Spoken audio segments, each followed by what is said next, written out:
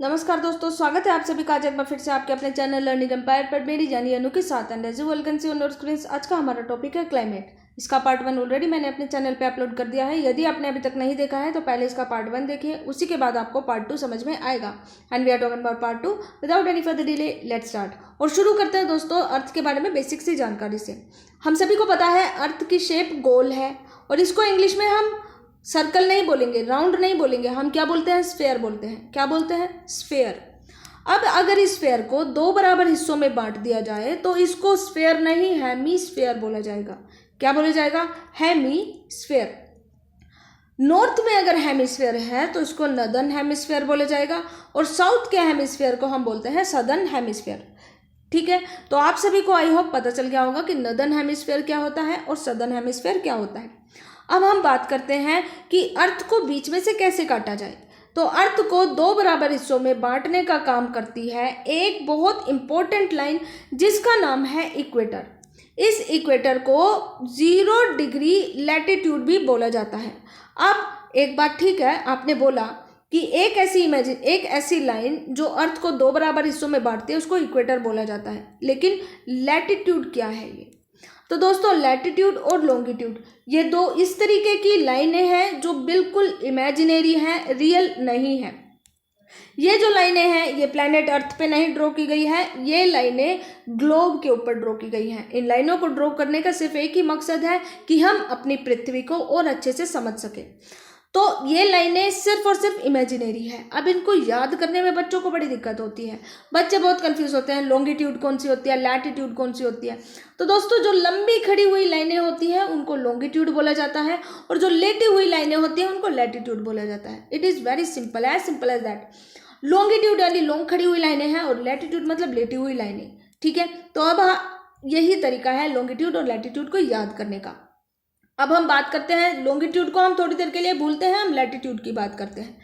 Latitude की अगर हम बात करेंगे तो हमें 3 मेन लाइनें बहुत अच्छे से याद होनी चाहिए।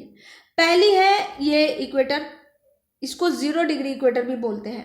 0 डिग्री इसलिए बोलते हैं दोस्तों क्योंकि ये अर्थ के बीचों बीच से शुरू होती है, यानी शून्य से शुरू होती है, इसीलिए इसको 0 डिग्री इक्वेटर बोला जाता है। सबसे पहले तो हमें 0 डिग्री इक्वेटर याद रखना है। दूसरी जो लाइन है वो हमें याद रखनी है ट्रॉपिक ऑफ कैंसर, और तीसरी जो लाइन है वो हमें याद रखनी है tropic of Capricorn. Tropic of cancer आपको नदर्न हेमिस्फीयर में दिखाई देगी, जबकि ट्रॉपिक ऑफ कैप्रिकॉर्न आपको सदर्न हेमिस्फीयर में दिखाई देगी। ठीक है, तो हमें 3 लाइनें याद रखनी है, एक है इक्वेटर, एक है ट्रॉपिक ऑफ कैंसर और दूसरी है ट्रॉपिक ऑफ कैप्रिकॉर्न।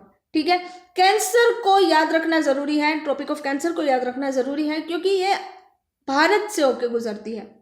तो जहाँ पे इंडिया का नाम आ गया वो चीज़ ऑटोमेटिकली बहुत ज़्यादा इंपॉर्टेंट हो जाती है। तो इक्वेटर और ट्रॉपिक ऑफ कैंसर तो आपको बहुत ज़्यादा अच्छे से याद होनी चाहिए, और अगर ट्रॉपिक ऑफ कैंसर याद हो गई तो कैप्रिकॉर्न भी आपको इजीली याद हो जाएगी। अब बात करते हैं दोस्तों हम ये लाइनों के बारे में क्यों बात कर रहे हैं।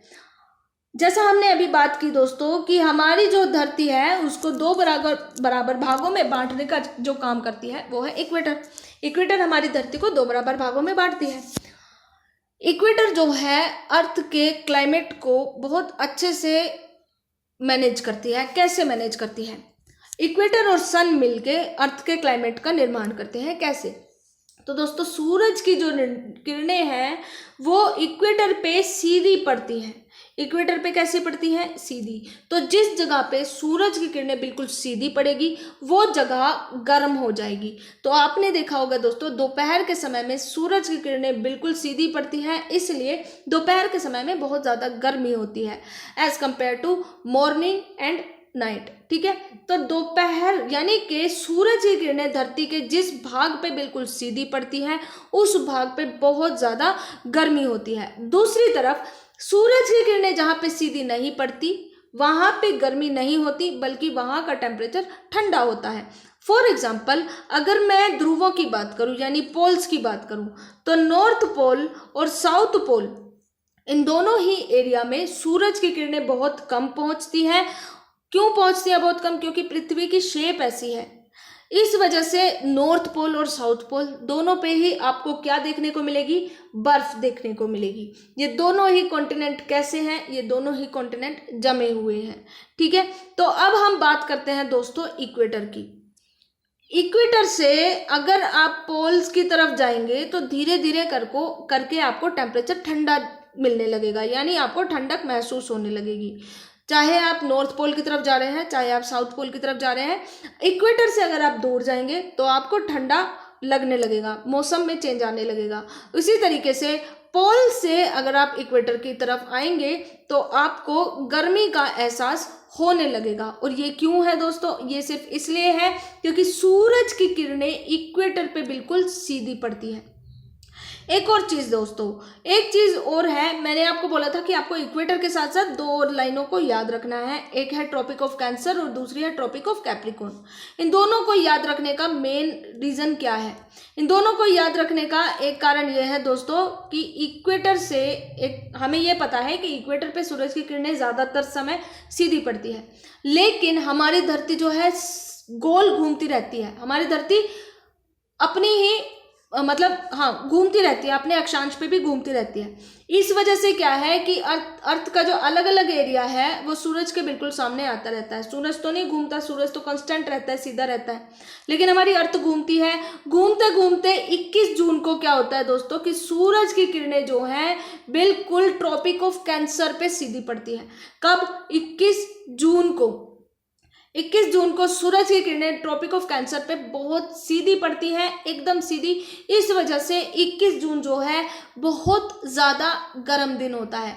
दूसरी बात यह है दोस्तों कि 21 जून जो है नॉर्दर्न हेमिस्फीयर में सबसे लंबा दिन होगा। ठीक है, तो जैसे ही धरती घूमती है, घूमते घूमते 21 जून आता है और 21 जून को सूरज की किरणों के बिल्कुल सामने होती है ट्रॉपिक ऑफ कैंसर। इसीलिए दोस्तों 21 जून को बहुत ज़्यादा गर्मी होती है और 21 जून का जो दिन है वो बड़ा दिन कहा जाता है। एक और बात आपको अब पता चली होगी दोस्तों कि जैसे जैसे जून का महीना आता है वैसे वैसे गर्मी बढ़ती है। मई जून में बहुत ज़्यादा गर्मी बढ़ती है। इसका सिर्फ एक ही रीज़न है, क्योंकि मई जून में अर्थ जो है घूमती रहती है। घूमते घूमते सूरज की सीधी किरणें 21 जून को फिर धरती पे पड़ती है, सूरज की किरणों के बिल्कुल पास आता रहता है नॉर्दर्न हेमिस्फीयर। इसलिए मई और जून में हमें ज़्यादा गर्मी लगती है। अब हम बात करते हैं दोस्तों, ये तो थी ट्रॉपिक ऑफ कैंसर की बात। ठीक है, अब हम बात करते हैं कैप्रिकॉर्न की बात। अब हमें पता है धरती घूम रही है, 21 जून भी चला गया, अब धीरे धीरे सर्दी आ गई। सर्दियों में एक दिन आता है 25 दिसंबर। कौन सा दिन आता है? 25 दिसंबर। 25 दिसंबर को फिर दोबारा सूरज के बिल्कुल सामने होता है ट्रॉपिक ऑफ कैप्रिकॉर्न। कब होता है? 25 दिसंबर को सूरज के बिल्कुल सामने होता है ट्रॉपिक ऑफ कैप्रिकॉर्न। ठीक है, इसलिए 25 दिसंबर जो है पूरे के पूरे सदर्न हेमिस्फीयर में बड़ा दिन कहा जाता है। हम भी इसको बड़ा दिन कहते हैं, लेकिन ये बड़ा दिन कहाँ होता है? इंडिया में नहीं होता, ये अमेरिका में बड़ा दिन के रूप में जाना जाता है, जबकि इंडिया में दिन छोटा हो जाएगा। ठीक है, तो हमने क्या देखा? हमने ये देखा कि 21 जून को सूरज की किरणें नॉर्दर्न हेमिस्फीयर में ट्रॉपिक ऑफ कैंसर के ऊपर सीधी आती हैं, जबकि 25 दिसंबर को सूरज की किरणें सदर्न हेमिस्फीयर में ट्रॉपिक ऑफ कैंसर के ऊपर कैप्रिकॉर्न के ऊपर सीधी आती है। इस वजह से हम क्या देखते हैं दोस्तों, जिस एरिया में सूरज की किरणें बिल्कुल सीधी पड़ती है वहां पे बहुत गर्मी होती है। वो एरिया जो सूरज की किरणों के बिल्कुल सामने आएगा, उस एरिया का जो टेम्परेचर होगा, जो क्लाइमेट होगा, वो ट्रॉपिकल क्लाइमेट होगा। कैसा क्लाइमेट होगा? ट्रॉपिकल क्लाइमेट होगा। तो एक तरीके का क्लाइमेट हमने समझ लिया। ट्रॉपिकल क्लाइमेट किसको कहते हैं? उस क्लाइमेट को कहते हैं जो ट्रॉपिक्स के बीच में आता है। ठीक है, तो यानी कि ये है ट्रॉपिक ऑफ कैंसर, ये है ट्रॉपिक ऑफ कैप्रिकॉर्न। इन दोनों एरिया के बीच में आने वाले क्लाइमेट को हम ट्रॉपिकल क्लाइमेट बोलेंगे। ठीक है, तो आई होप दोस्तों आपको ये पता चल गया होगा कि ट्रॉपिकल क्लाइमेट होता क्या है। अब थोड़ा सा इसके बारे में पढ़ लेते हैं कि due to the shape of earth the amount of solar energy differ from latitudes. तो ये हमने देख लिया कि अर्थ की शेप की वजह से सूरज की किरणें जो हैं अलग अलग लैटिट्यूड पे अलग अलग तरीके से पड़ती हैं। That's why air temperature decreases from equator to pole. इसी वजह से इक्वेटर से जब हम पोल की तरफ जाएंगे एयर टेम्परेचर जो है वो कम होता रहेगा, और टेम्परेचर कम होने का मतलब है कि सर्दी बढ़ती रहेगी।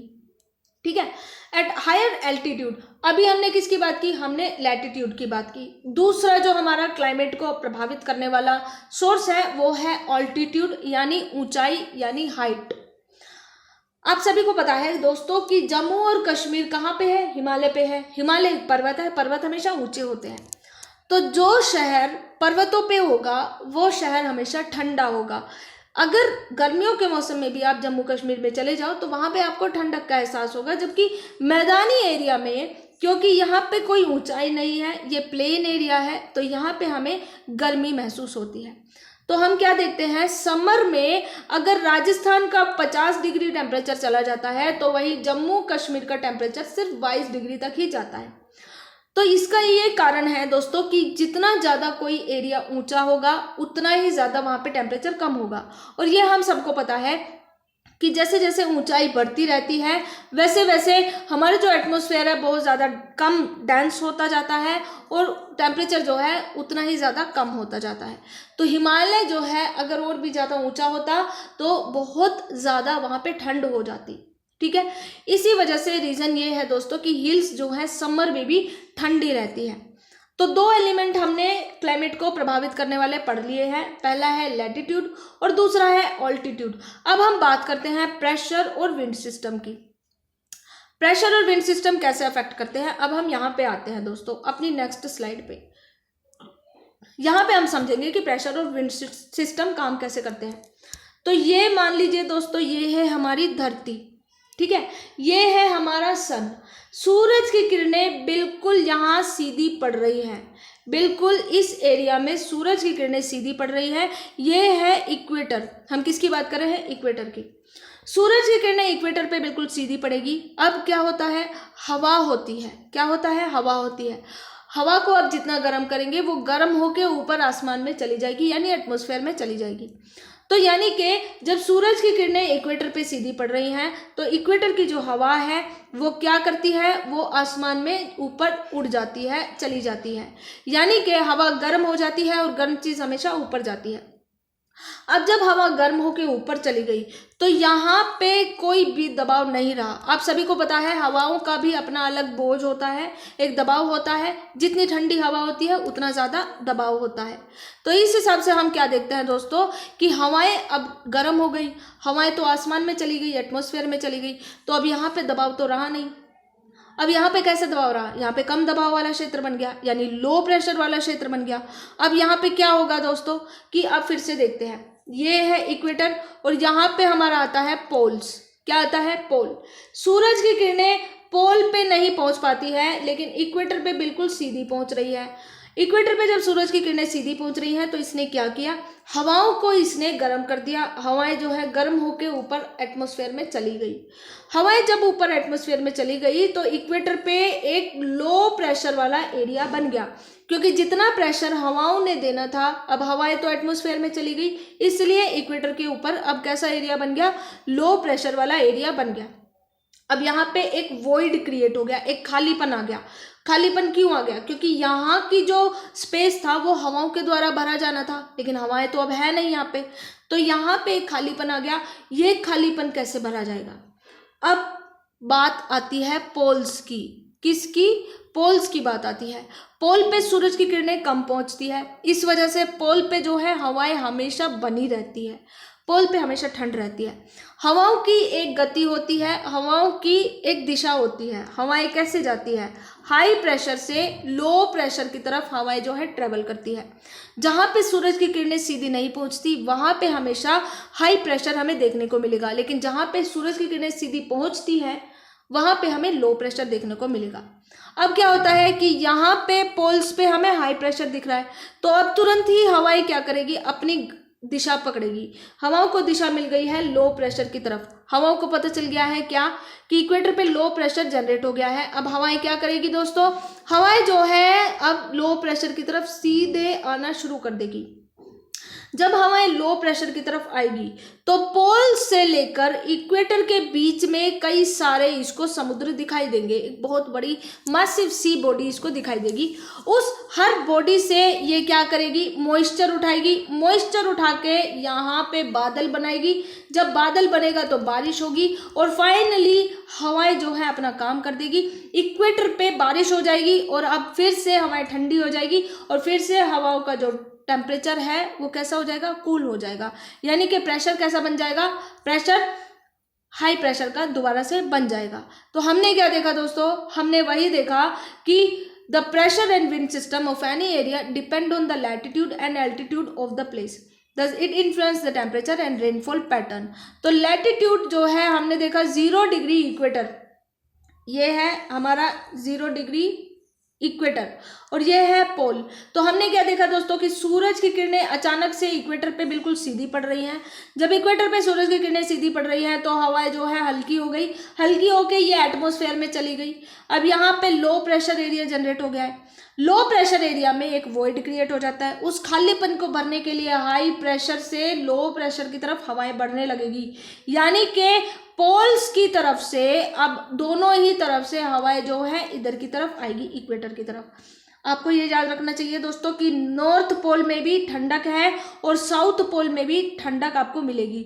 तो दोनों ही तरफ हाई प्रेशर का एरिया है और हवाएं जो है हाई प्रेशर से लो प्रेशर की तरफ ट्रेवल करती है। इन दोनों ही तरफ से एक ही अल्टीमेट डायरेक्शन है और वो है इक्वेटर। दोनों ही तरफ से हवाएं आएंगी और बीच में जो समुद्र पड़ेगा उस समुद्र से ये हवाएं क्या करेंगी, मॉइस्चर उठाएगी, यानी पानी उठा लेगी। पानी उठा के ये हवाएं सारा का सारा पानी कहाँ पे बरसा देगी, इक्वेटर पे बरसा देगी। इस हिसाब से हमने क्या देखा दोस्तों, हमने ये देखा कि जो लैटिट्यूड है और जो ऑल्टीट्यूड है वो असर डालता है किसी एरिया के टेम्परेचर पे और रेनफॉल के पैटर्न पे। और इक्वेटर पे बहुत ज़्यादा बारिश होती है। कैसी बारिश होती है, बहुत ज़्यादा बारिश होती है। इस वजह से दोस्तों जो ब्राज़ील है, इक्वेटर ब्राज़ील से होकर गुजरती है। इक्वेटर कहाँ से होकर गुजरती है, ब्राज़ील से होकर गुजरती है। आप इधर देख सकते हैं, हाँ, अगर हम इस तरीके से ड्रॉ करें तो यह है दोस्तों ब्राज़ील। ब्राज़ील से होकर इक्वेटर गुजरती है, इसलिए ब्राज़ील में घने जंगल पाए जाते हैं जिनको अमेज़न बोला जाता है। क्यों, क्योंकि बहुत ज़्यादा बारिश होती है इक्वेटर के आसपास वाले एरिया में। ठीक है, तो अब आपको ये एरिया पता चल गया होगा।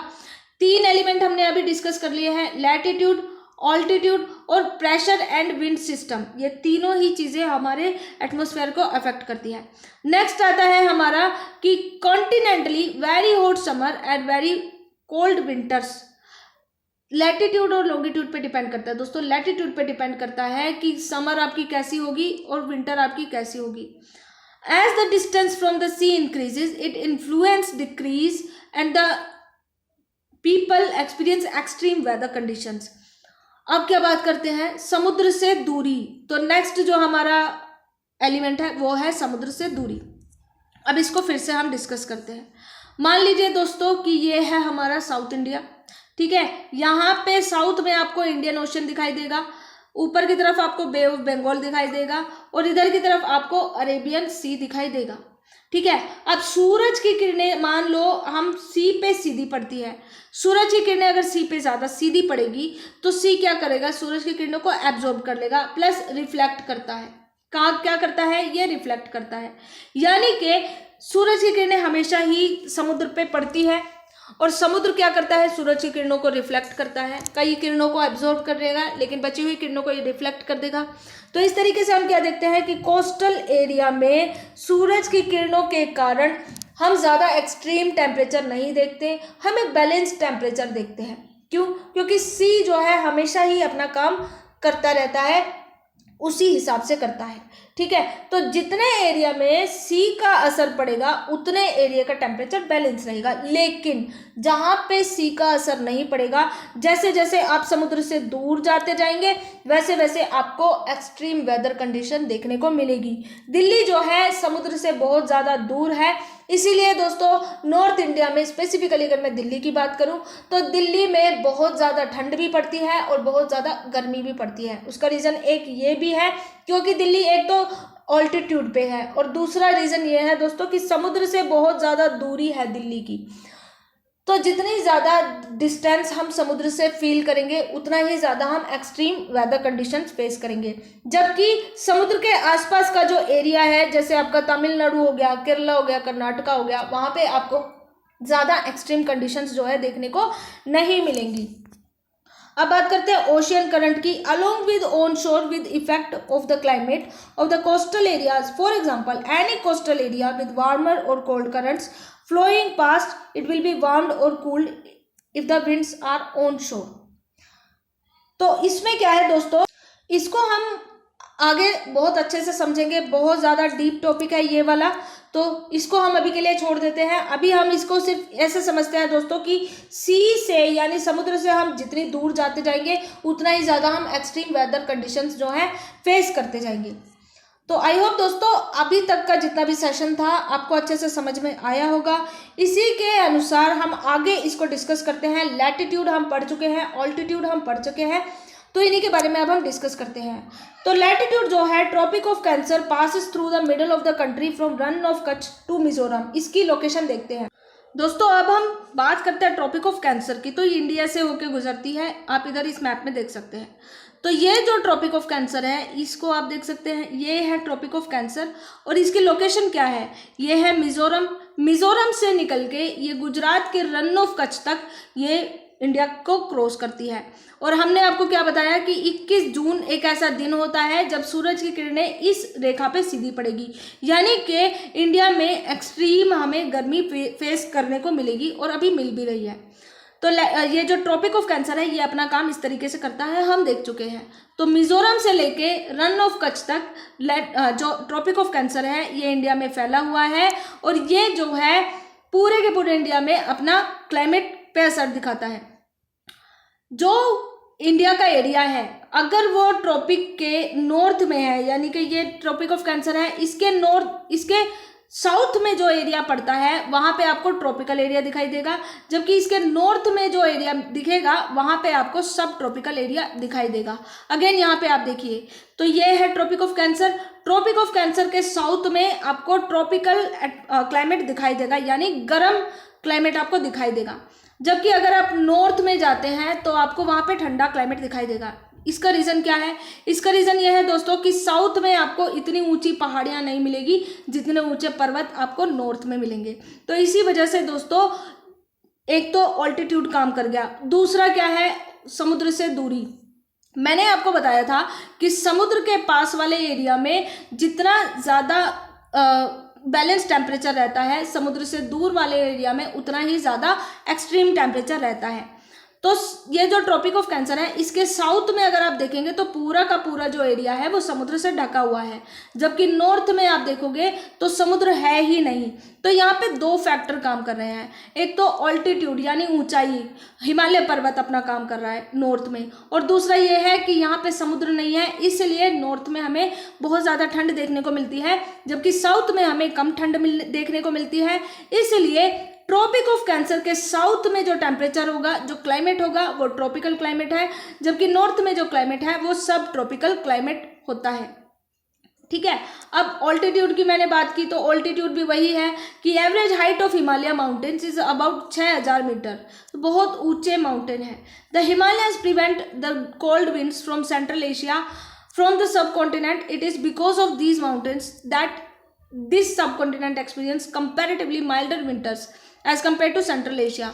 होता क्या है दोस्तों कि ये है हिमालय पर्वत। ठीक है, हिमालय के इधर की साइड हम क्या देख रहे हैं, इंडिया देख रहे हैं। ठीक है, हम क्या देख रहे हैं, इधर हिमालय है और इधर इंडिया है।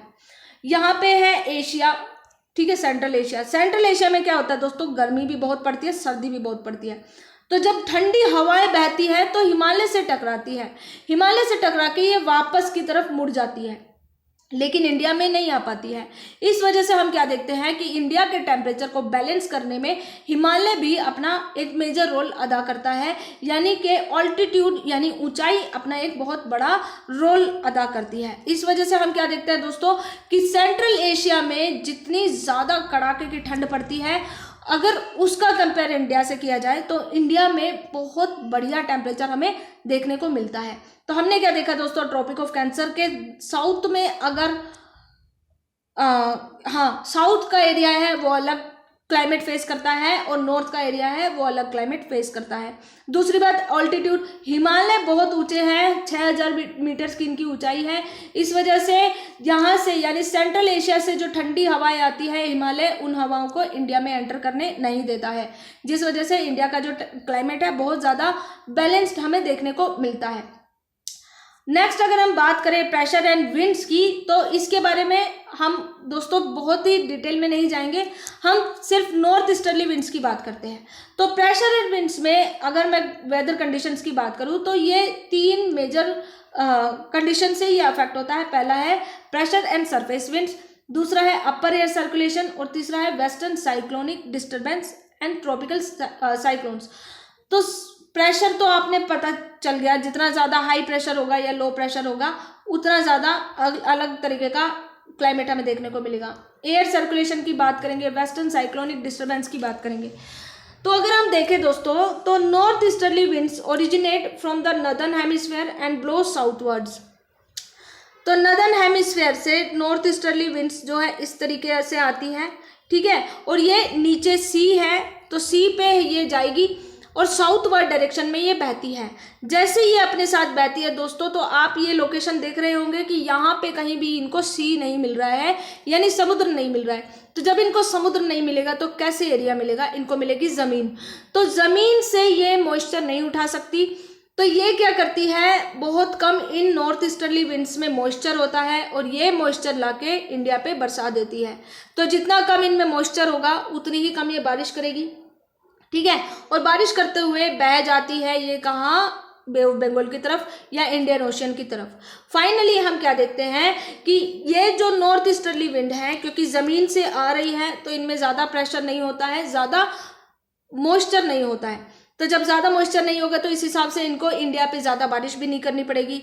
तो इस हिसाब से हम क्या देखते हैं, हम ये देखते हैं कि ये जो विंड्स हैं ये बहुत ज़्यादा बारिश कर देती है।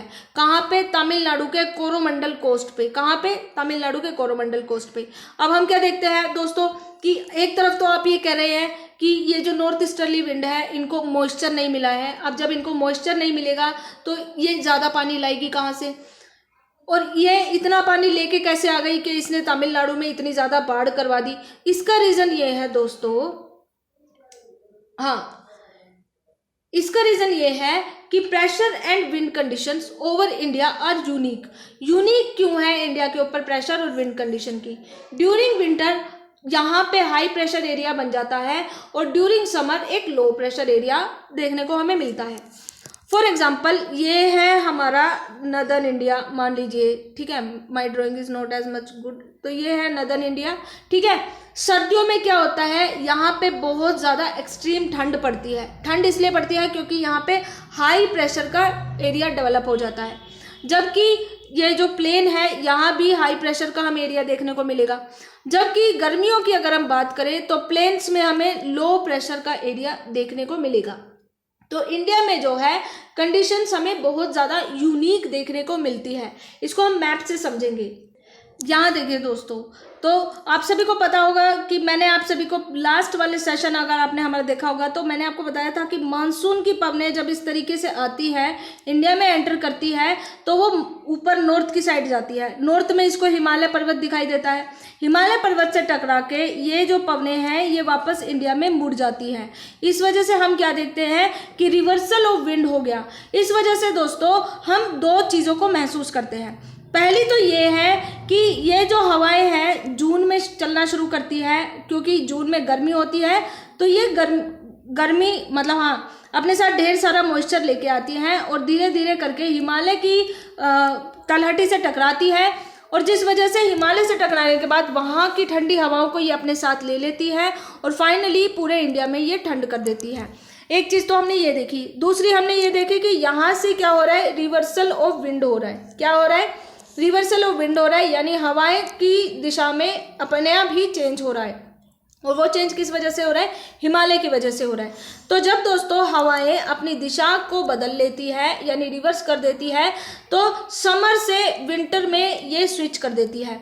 इस वजह से क्या होता है दोस्तों कि हम ये देखते हैं कि मानसून क्या करता है, समर से विंटर में हमारे इंडिया का मौसम चेंज कर देता है। तो यही है कि this cause a complete reversal of the direction of winds during summer. तो हम क्या देखते हैं, समर में हवाएं ऊपर की तरफ नॉर्थ की तरफ जा रही हैं, जबकि विंटर में हवाएं हिमालय से टकराकर साउथ की तरफ वापस आ गई है। इस वजह से इंडिया की जो विंड कंडीशंस हैं बहुत ज़्यादा यूनिक हैं। एयर जो है हम सभी को पता है हाई प्रेशर से लो प्रेशर की तरफ ये जाती है। तो अब नॉर्थ में जो है हिमालय पर्वत है, तो यहाँ पे बहुत ज़्यादा ठंड आपको देखने को मिलेगी। नॉर्थ में हाई प्रेशर है, जबकि साउथ में सी है, तो जहाँ पे समुद्र होता है वहाँ पे आपको लो प्रेशर देखने को मिलेगा। तो सर्दियों में क्या होता है दोस्तों कि सर्दियों में हवाएं नॉर्थ से साउथ की तरफ जाने लगती है। तो इस हिसाब से हम ये देखते हैं कि सर्दियों में पूरे इंडिया में हवाएं अपनी ठंडक पहुंचाती है, इसलिए पूरे इंडिया में ठंड का मौसम हमें देखने को मिलता है।